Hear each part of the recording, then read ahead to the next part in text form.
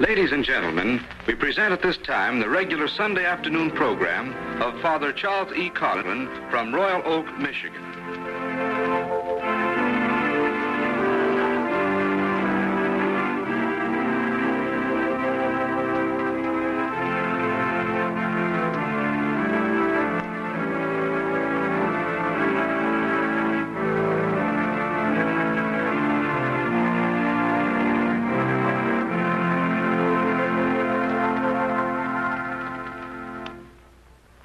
Ladies and gentlemen, the address to which you are about to listen will be of great interest to many of you. I have a word of particular importance for the distributors of social justice. Conduct yourselves as perfect Christian gentlemen in spite of the provocative situations which possibly you may be called upon to meet. Probably every one of you will desire to double and quadruple your orders because of the nature of the content of this magazine during this period. If so, wire immediately. No new social justice distributors will be engaged in New York City next week, except with the written approval of Mr. Bernard Darcy, whose telephone number is Longacre 30041, New York City. Mr. Bernard Darcy, Longacre 30041, New York City. Copies of this memorable address about to be delivered can be had by writing directly to Reverend Charles E. Coughlin, around whom his friends are rallying today. Obtain copies of it. Read it to your friends. It deserves circulation in at least 1 million homes.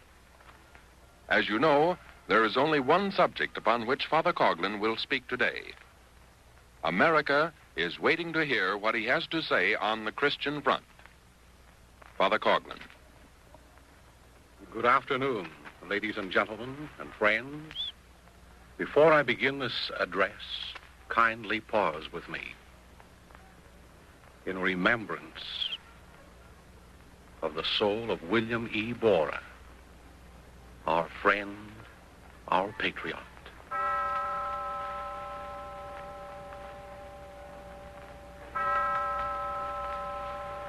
And now, my friends, the title of this address is, I Take My Stand. All week long, the daily papers and newsreels, particularly those of the East, have been headlining and screening a fantastic story of an alleged seditious plot to overthrow the government of the United States. In all, 18 young men were taken prisoners by the agents of the Federal Bureau of Investigation, and one was released. Although Mr. J. Edgar Hoover and his colleagues were careful to describe them as members of 2 distinct rifle clubs,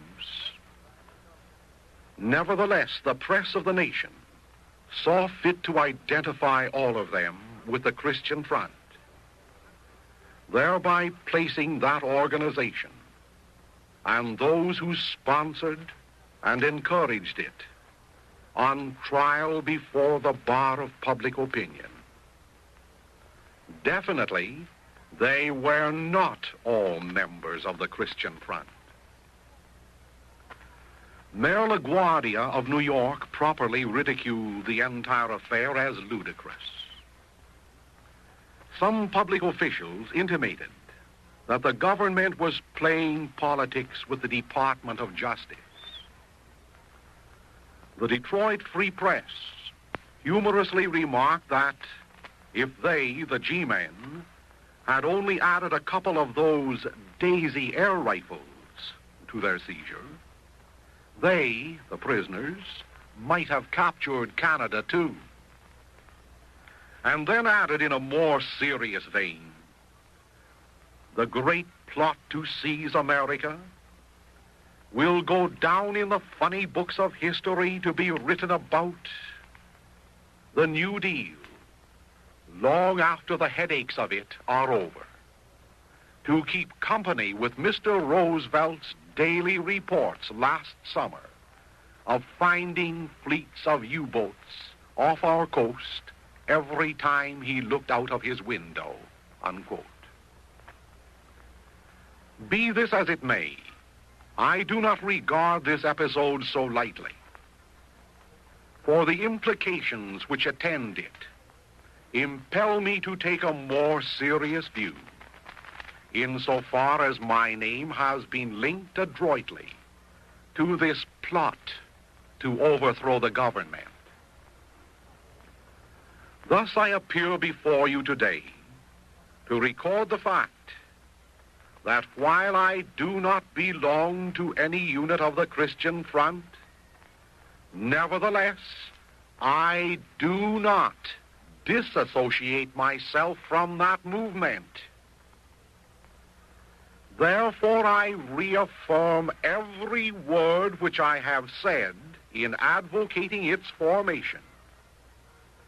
I re-encourage the Christians of America to carry on in this crisis for the preservation of Christianity and Americanism more vigorously than ever, despite this thinly veiled campaign launched by certain publicists and their controllers to vilify both the name and the principles of this pro-American, pro-Christian, anti-communist, and anti-Nazi group.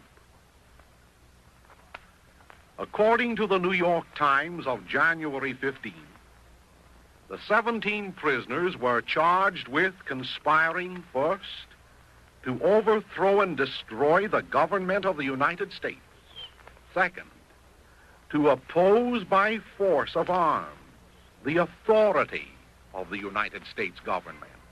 And third, to seize and take possession of property in the United States. That is the language employed by this paper. Language clear and concise, expressing charges originating with the United States government itself. If these 17 young men so conspired, it matters little whether they were 17 or 17 million.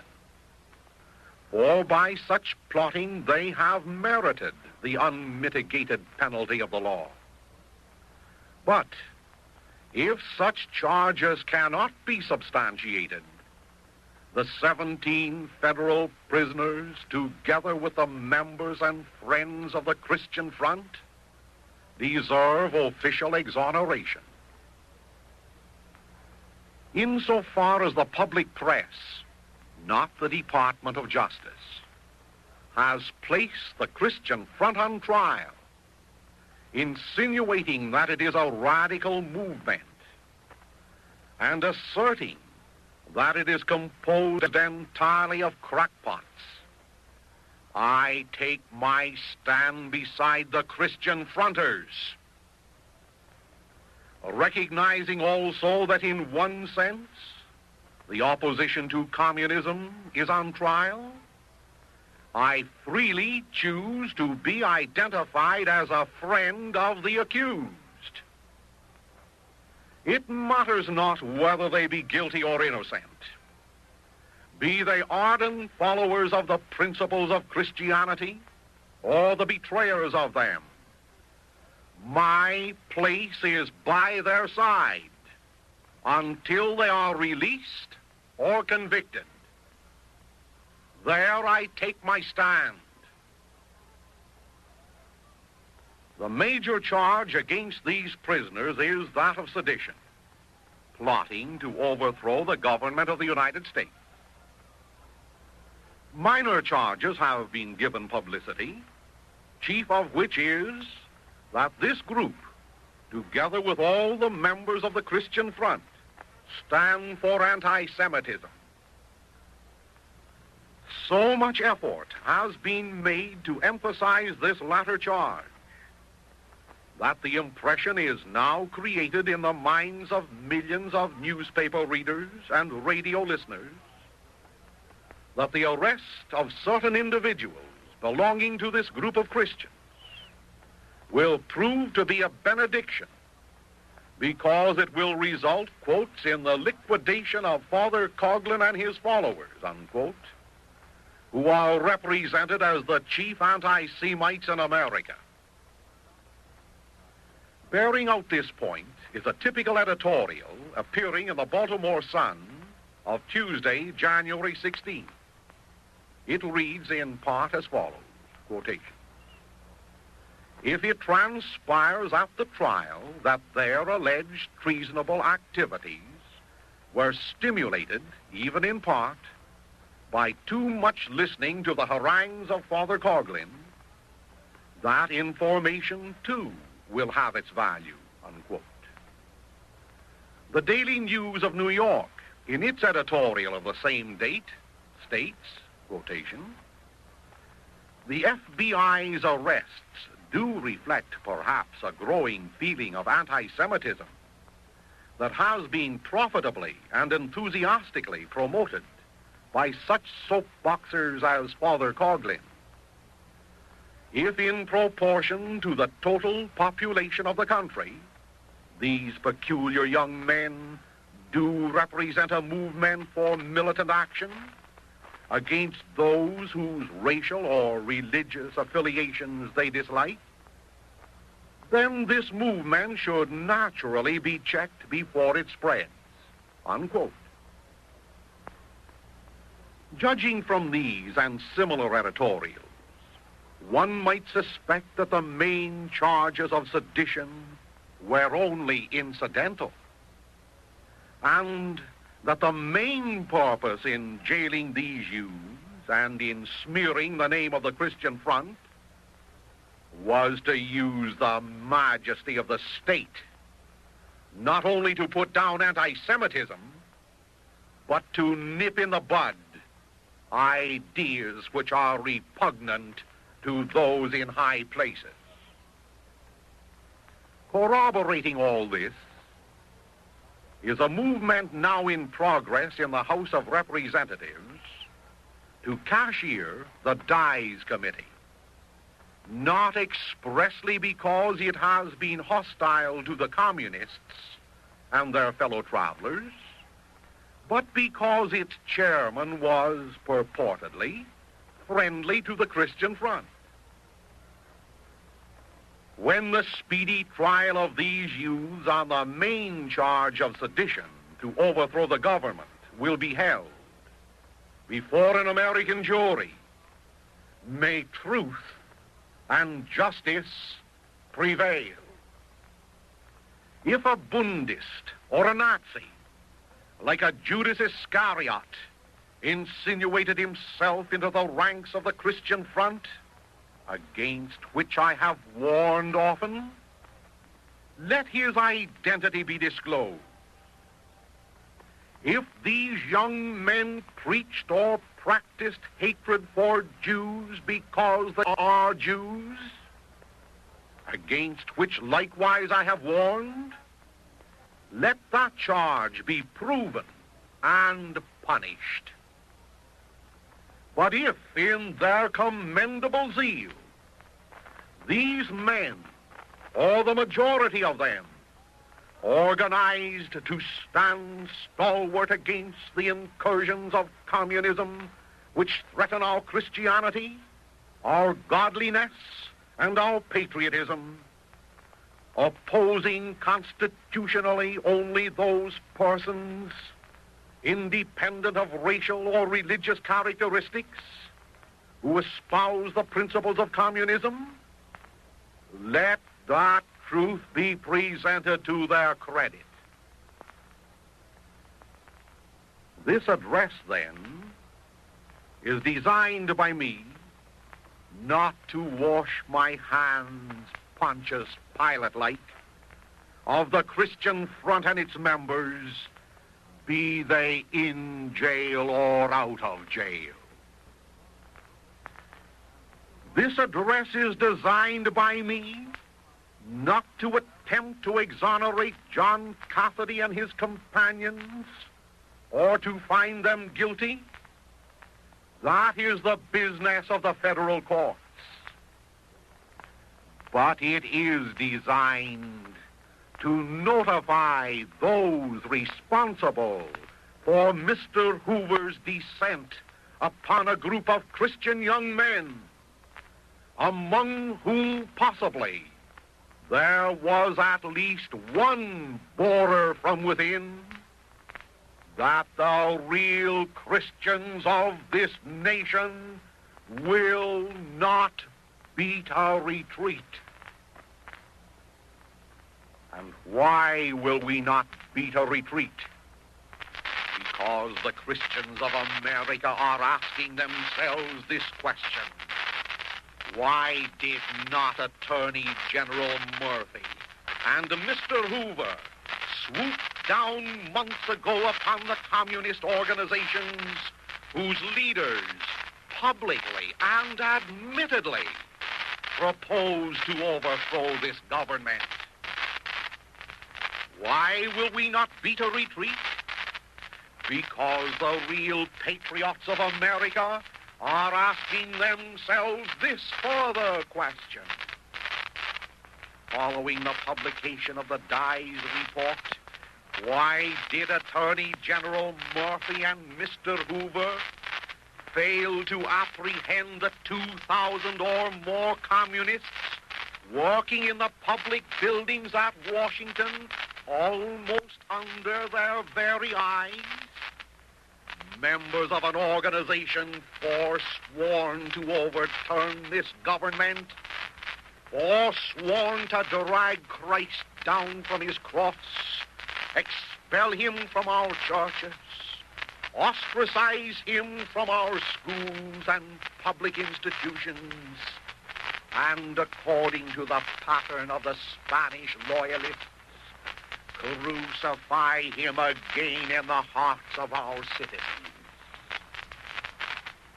These 2,000 belong to no Christian front, I assure you, and they have not been apprehended or even expelled from their government positions. When I encouraged and still encourage the formation of a Christian front, I did not stand alone in doing so.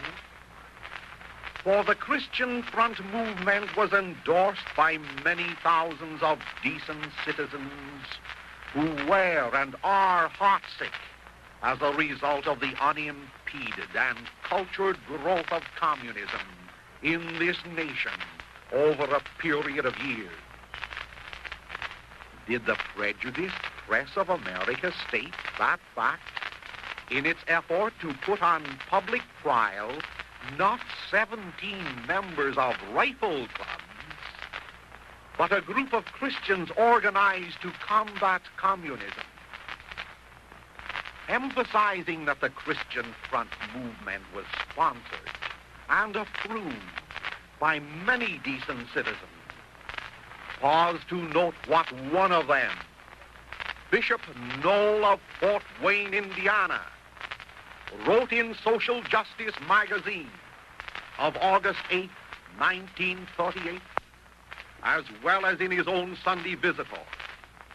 His Excellency said, quotation, "Not only should Catholics speak out fearlessly and unceasingly against enemies of God and country, but they should heed the appeal of Pope Pius XI and invite all others similarly minded to join with them in creating a united Christian front against these enemies and for the promotion of a Christian order of society. Such is their evident duty as followers of Christ, and particularly as soldiers in the worldwide army of Christ, as members of his mystical body, through which each is interested in the spiritual welfare of all others, and with them interested in crystallizing loyalty to their common head." The bishop continues by stating, "Monsignor Fulton Sheen, Father Coughlin, and other Catholic clergymen who have the ear of the people no matter whether their views be identical or not, in relation to certain measures designed to promote the economic good of the American people, they have advocated and are advocating a united Christian front. Our Sunday Visitor, the bishop's paper, appeals to you individually and as members of your respective parishes to lend your support in your own communities to the defense and advocacy of those Christian principles which are fundamental to Christianity and to a healthy state of civil society, unquote. I ask you, did the prejudiced press find room to print the principles which, as far as I know, dominate the Christian front? Principles which I broadcast over this microphone on July 30th, 1939. To refresh their memory, I said on that day to the Christian fronters, quotation, "Gentlemen of the Christian front, since you have adopted a name that was hallowed in the poverty of Bethlehem, made glorious in the streets of Nazareth and on the temple steps at Jerusalem, since you have chosen to designate yourselves by his name whose hands clasped the nails, whose brow bore the crown of thorns, and whose lacerated body was sealed in a tomb from which he rose immortal, bear in mind that he is the Prince of Peace. He came not to destroy, but to perfect. He dwelt amongst us, not to teach the doctrines of subjugation and slavery, but the gospel of liberty and brotherhood. Oh, it was his lips that pronounced the counsel of love one another. It was his voice that sounded the warning that they who use the sword shall perish by the sword. Therefore, gentlemen of the Christian front, before your spokesmen ascend the rostrum to discuss Americanism and Christianity, model your speech after the Sermon on the Mount. If you are assailed or assaulted, be mindful that when he was spat upon, condemned, stripped of his garments, and lashed at the pillar of injustice, he suffered patiently. Recollect his admonition to render to Caesar the things that are Caesar's, and to God the things that are God's. Yes, even when you are arraigned before some Pontius Pilate and victimized by slander, when you are maligned and calumniated, be ye mindful that though you could summon 10 legions of angels to your defense, you must not take the law unto your own hands. You are not fighting against the law. You are organizing to protect the law and perfect the law. What though the modern scribes and Pharisees term you fascist? What though they accuse you of stirring up the multitude? What though they maintain that you consort with sinners, be they Nazi or anti-Semitic or whatnot? Were not more scurrilous epithets than these hurled at Jesus Christ? Gentlemen of the Christian front, I am sadly conscious that in Germany, an Adolf Hitler protested that his movement was in defense of Christianity. Oh, beware of falling into his evil ways, of assuming to yourselves the interpretation of Christianity and its practices, by perpetrating in its sacred name the excesses that are frowned upon by Christianity. Oh, be ye Christians in the full sense of the word. The Crusaders of old were Christian fronters when they repulsed the Mohammedan hordes. We saw, too, the brave Polish people establish the Christian front. We saw it spring up in Italy, and we witnessed the activities of a Christian front that was forced to defend the lives, the liberties, and the properties of Spain against the invasion of the international popular Bolshevik front. Christianity, however, does not teach that you and your fellow citizens shall submit to any injustice which definitely aims at the destruction of the immortal souls of men. Christianity does not teach that the mystical body of Christ shall submit to the mystical body of Satan. Christianity does not teach that a peaceful citizenry will surrender private properties, liberties, and national culture to an unjust aggressor. Unquote. That speech. These, my friends, were the principles and aims enunciated last July. These were, as far as I know, the principles and aims which were adopted.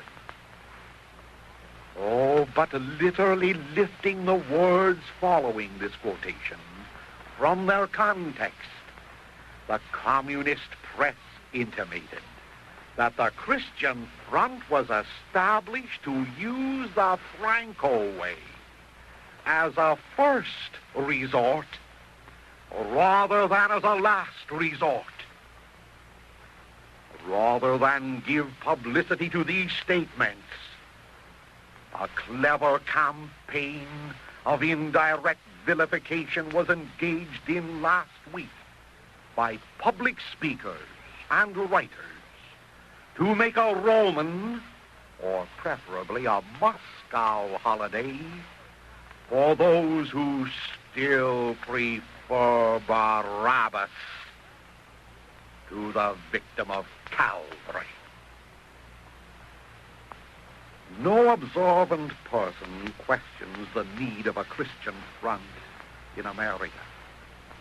A Christian front for Jew and Gentile, lest there be imposed upon all of us a popular Marxian front.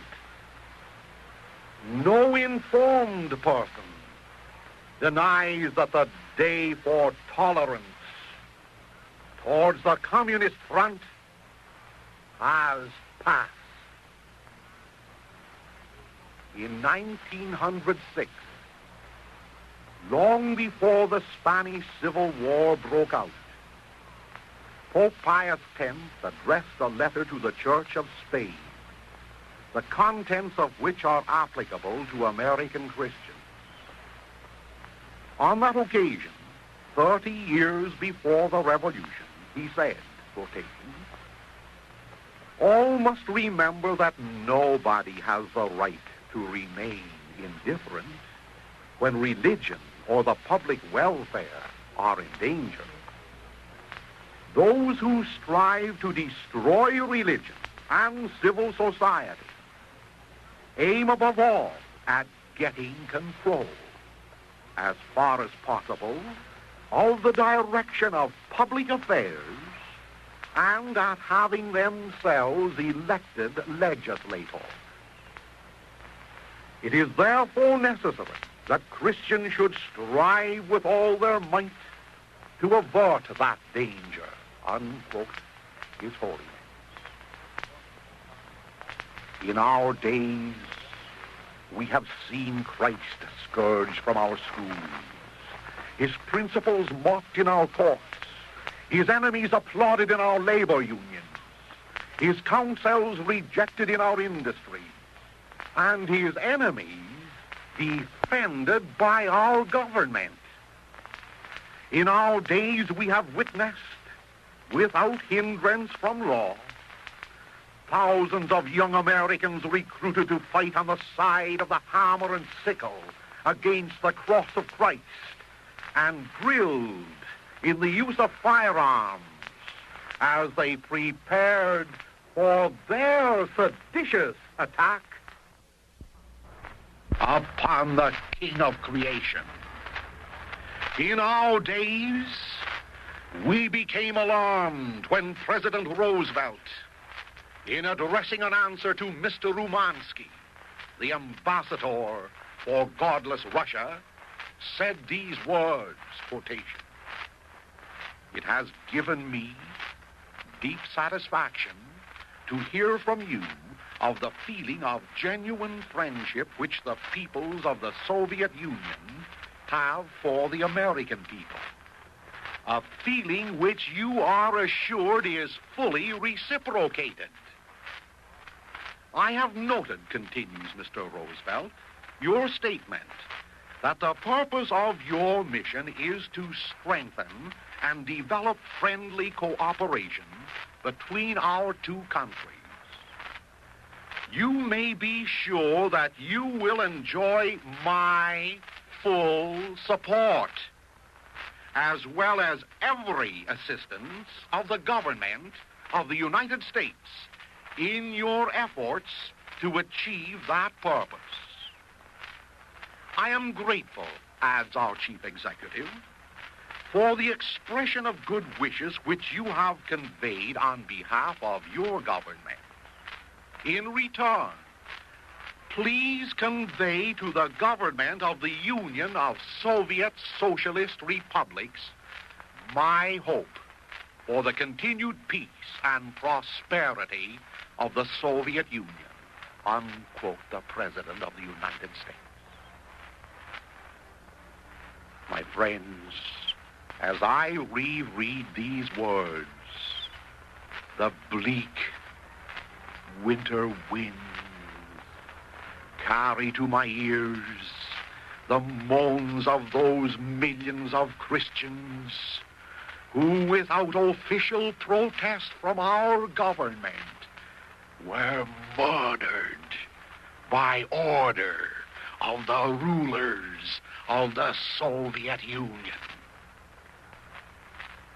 And so, 17 young men, members of rifle clubs, are charged with sedition by the government, while the press of the nation inferentially is charging with sedition the entire membership of the Christian Front. If the Department of Justice and the newspapers are so solicitous for ferreting out sedition, let me call to their official attention this following communistic case taken from the records of the Dies Committee, page 396, volume 1. It reads lengthily as follows, quotation. The Reds appear to wield some strange but powerful influence in high circles, for they are able to squash investigations and efforts to prosecute members of their organization who have been accused of sabotage. The case of the United States dirigible Akron is a good example. Following an investigation in 1933, continues the report, it was alleged that Paul Cassay, an alien, had purposely refrained from placing needed rivets in the framework of the Akron during its construction. Casey had been working on the steel frame before his discharge. Shortly after this, he was arrested in Ohio and charged with violation of the Ohio sedition law, at which time his bail and legal expense, amounting to over $40,000, were raised by communist forces. After his release, continues the report, he was not deported or rearrested, and he is still at large in the United States, although it has been reported Casey admitted when apprehended by Department of Justice agents that he meant to see that the Akron would never take the air. It did take the air, but the omission of rivets so weakened the structure that the giant dirigible crashed, killing most of the crew. Shortly before the Akron disaster, continues the report, a Navy bombing plane crashed at San Diego, California, resulting in the death of a pilot. Subsequent investigations revealed that someone had weakened the wings so that eventually they would collapse. Casey was employed in the plant in San Diego at the time of the construction of the plane. And the report concludes, Casey, it is alleged, admitted that he had led communist uprisings in Austria-Hungary after the World War. A series of plane disasters began shortly before and after he had been apprehended in this country. Yet a Land, L-A-N-D, attorney, since then communist candidate for office in Ohio, defended Casey. The latter was tried only for the alleged violation of the Ohio criminal syndicalism law, and this law was found to be unconstitutional, unquote the Dies report. Moreover, my friends, if a portion of the press of this nation were not so prejudiced, it would have corrected the original statements printed and picturized about the seizure of arms made 1 week ago today in the homes of the arrested members of the Christian Front and others. Here is the suppressed and tortured truth. Many newspapers printed a picture of the young marksmen in action, which was supposedly taken with a telescopic camera. According to the mother of one of the youths, this original picture was lifted from her son's dresser during the process of the raid. And according to the public press, Mr. Hoover's department issued a statement that 12 Springfield rifles were seized by his agents during the raids. Recognizing the seriousness of what I am about to say, I assert that the agents of the Federal Bureau of Investigation either did not know what they were talking about, or else the prejudiced press misreported the statements released to them. There were no 12 Springfield rifles seized. What is my authority for this statement? None other than the United States Army, whose officers, according to a printed report, examined the firearms confiscated and found only 2 Springfield rifles and a motley assortment of other material, including outmoded guns, whose proper place, at least for some of them, were in the Smithsonian Institute or over your grandfather's mantelpiece. This corrected report, which came from men in the United States Army, appeared, as far as I know, only in the Brooklyn Eagle. Possibly when it reached the desks of many other editors, They were inclined to whistle the March of the Wooden Soldiers, or hum a melody from Gilbert and Sullivan's opera. One biased newspaper, however, interested in peddling its prejudices to the fire-eating opponents of the Christian front, preferred, however, to print these lines. I refer to the New York Daily News of last Thursday. The lines are these: explosion destroys DuPont factory. The Christian Front, anti-Semitic organization, was under suspicion. Unquote. Widespread publicity was given to the cache of arms seized by the agents of Mr. J. Edgar Hoover and his superior, the Honorable Frank Murphy.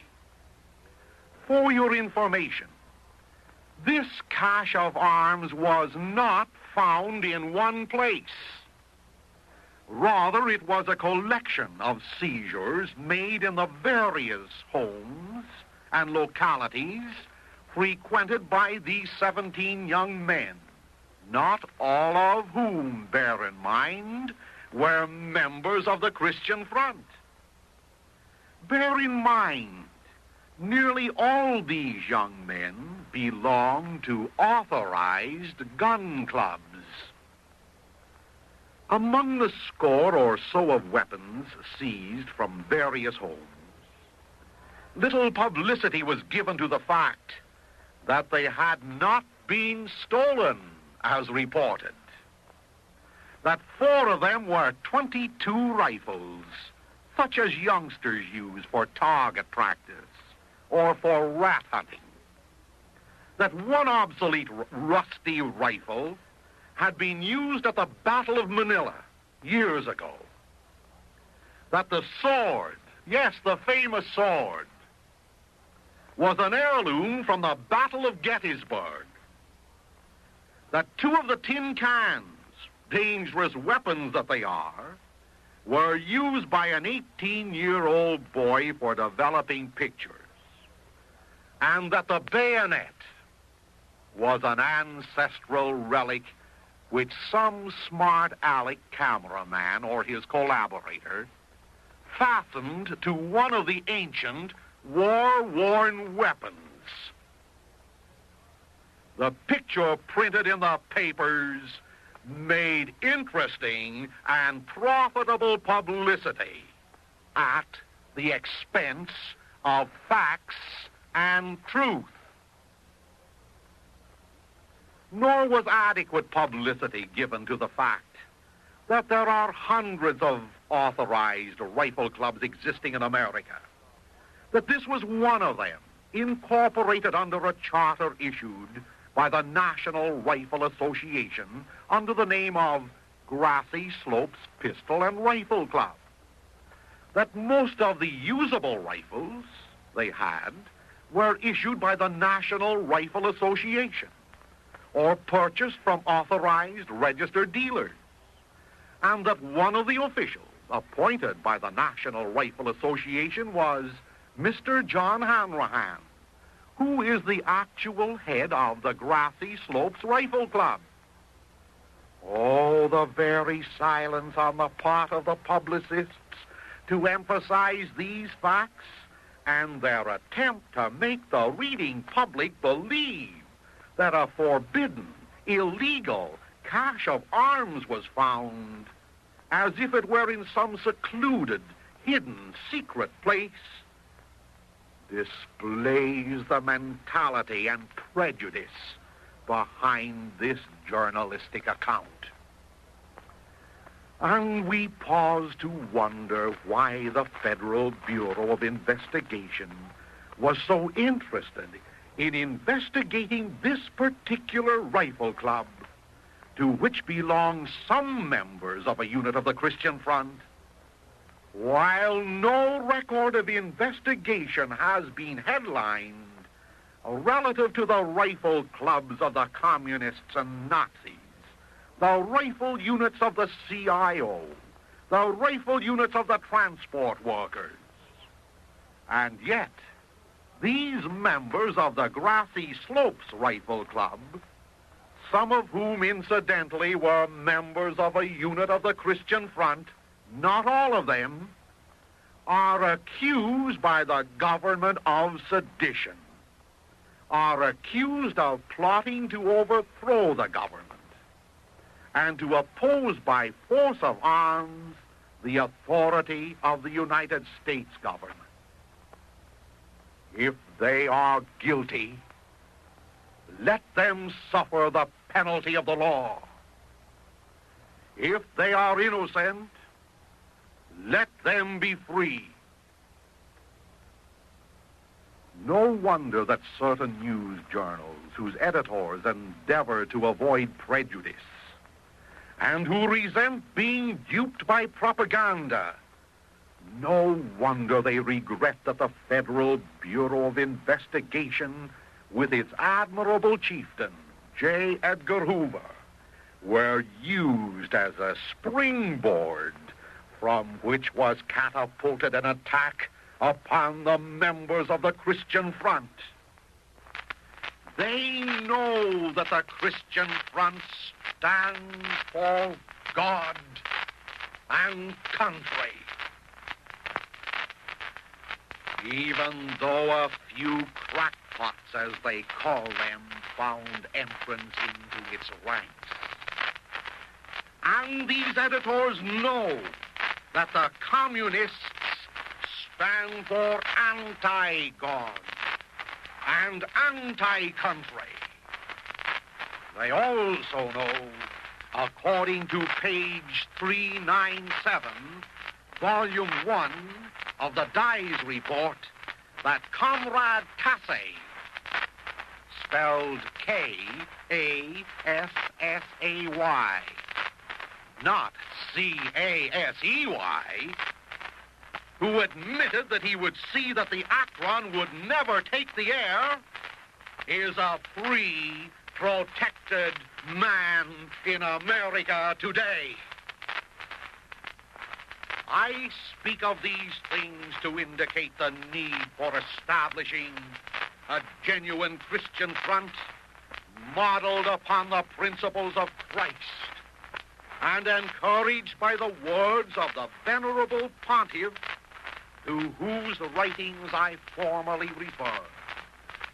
A Christian front that is tolerant with saint and sinner, with Catholic, Protestant, and Jew, but a Christian front that is not tolerant with the propagation of ideologies of sedition or treachery aimed at the destruction either of our form of government or our Christian ideals.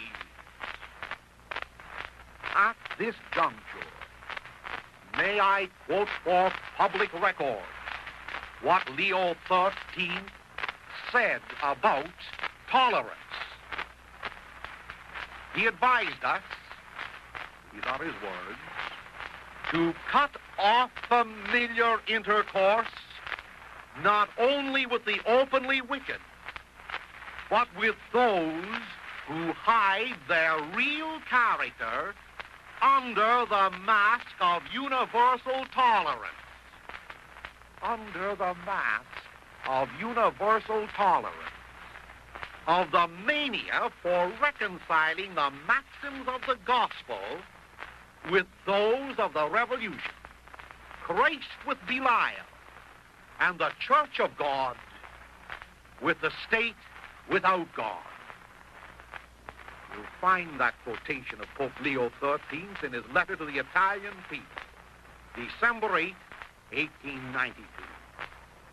My friend, when tolerance is so misinterpreted as to imply that we must shake hands with Satan, extend to him our friendship, become his bedfellow, and sit back complacently while communism is countenanced and protected in the highest and lowest circles of government, Oh, the courageous Christians of America will not be intimidated by name-calling, such as anti-Semitic, or by threats of investigation, or by a prejudiced press.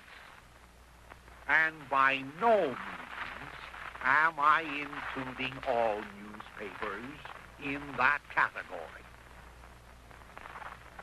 Meanwhile, recollecting the words of the Divine Master, namely, I was in prison, and you came to me.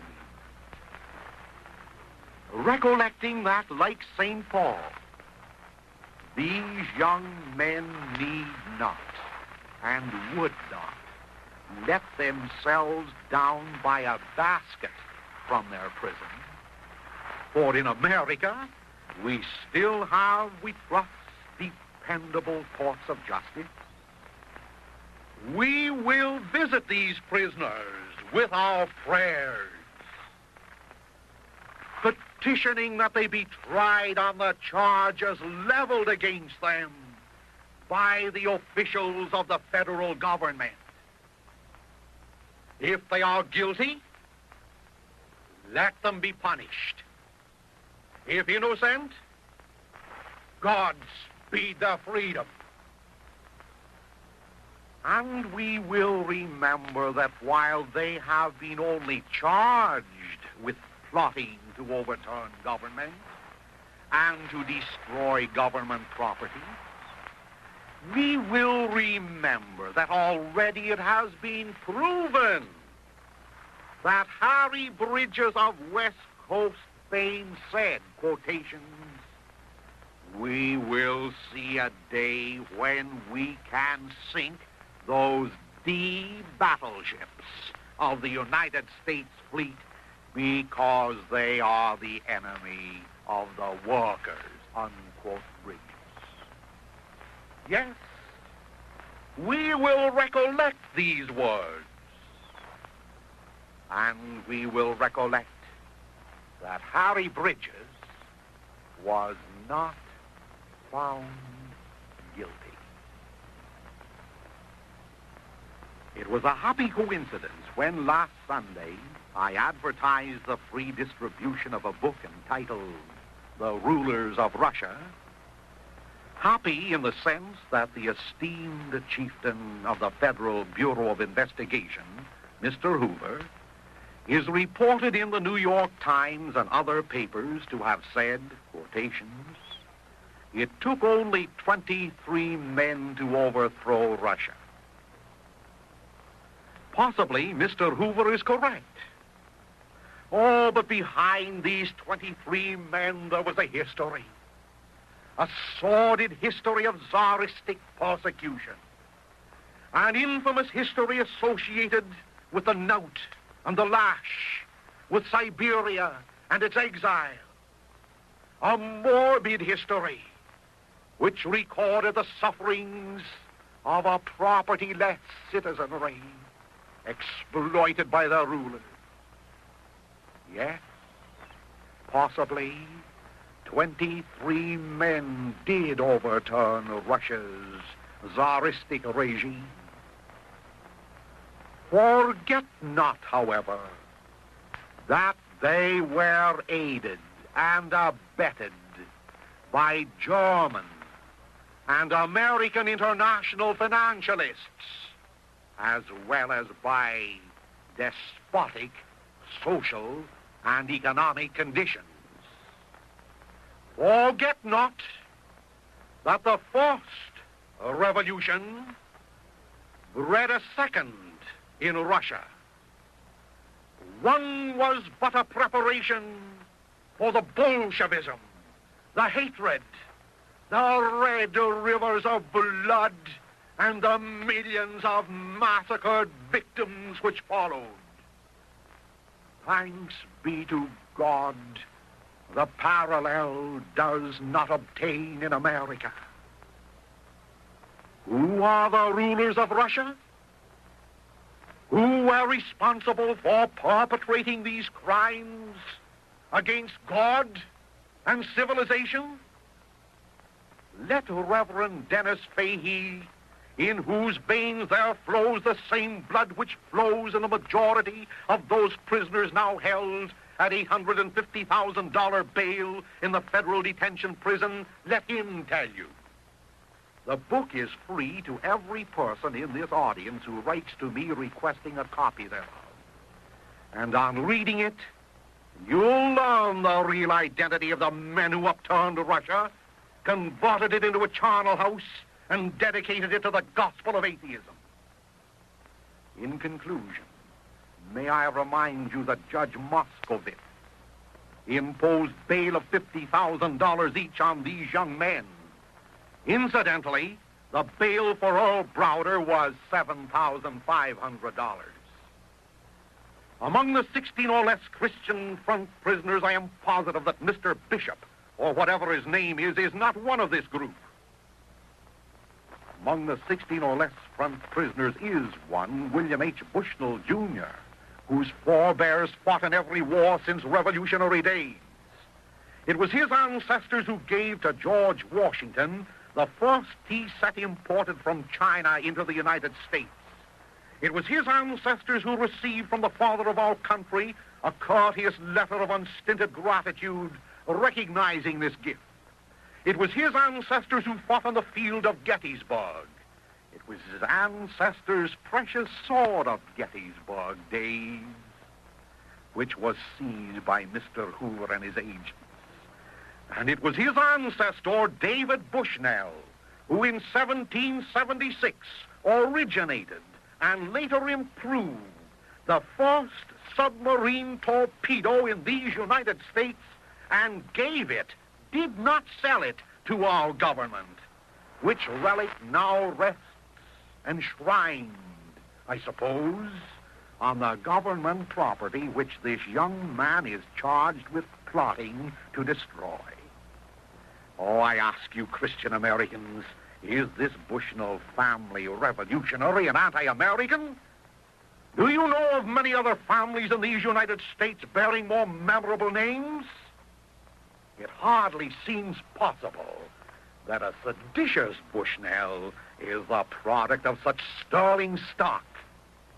Beside that boy, I take my stand.